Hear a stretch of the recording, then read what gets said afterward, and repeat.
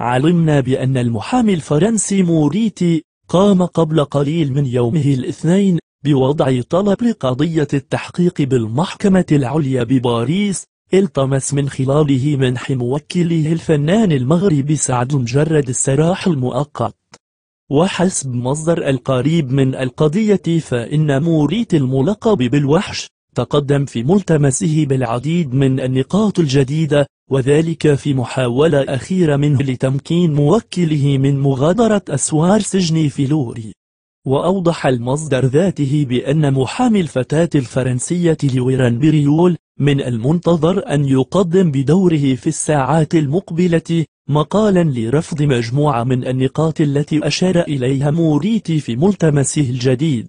لكي تتوصل بالجديد لا تنسى الإعجاب والاشتراك في القناة.